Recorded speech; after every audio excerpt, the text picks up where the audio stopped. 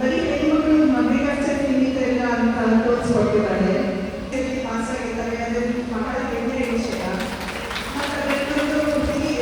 ಮತ್ತು ಹೇಳಿದ್ರು ಏನು ಮಾಡಬೇಕು ಅಂತ ಹೇಳಿದ್ರು. ಏನು ಅಷ್ಟು ಇದು ಇಲ್ಲ. ಆಮೇಲೆ ಹೇಳಿದೆ ನಾವು ರಸತಿದ್ರೆ ಕಟ್ಟಿದ್ದೀವಿ, ರಸತಿದ್ರೆ ಬೇಡ, ಹೆಣ್ಮಕ್ಳಿಗೆ ಆವಾಗ ಸ್ಕೀಮ್ ಡೆವಲಪ್ಮೆಂಟ್ ಅದನ್ನ ಡೈಲಿ ಕ್ಲಾಸಸ್ ಕೊಡಿ. ಇದನ್ನೆಲ್ಲ ಇದರಿಂದ ಹೆಣ್ಮಕ್ಳಿಗೆ ಉದ್ಯೋಗಕ್ಕೆ ಅವಕಾಶ ಸಿಗ್ತದೆ.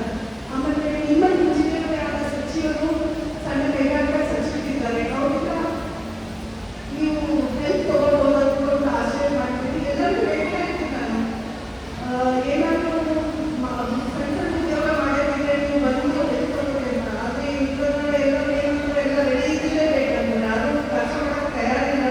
ಬಟ್ ಎಲ್ಲರೂ ಇಂಜಿನಿಯರ್ ಅದರ ಒಂದು ಹೆಲ್ಪ್ ತಗೊಳ್ಳಿ ಅಂತ ಹೇಳ್ತೀನಿ. ಬೆಳೀತಿ ಮತ್ತು ಎಲ್ಲ ಕೆಲಸಗಳು ಮಾಡಿ ಅಂತ ಎಲ್ಲರಿಗೂ ನಮಸ್ಕಾರ ಹೇಳ್ತಾ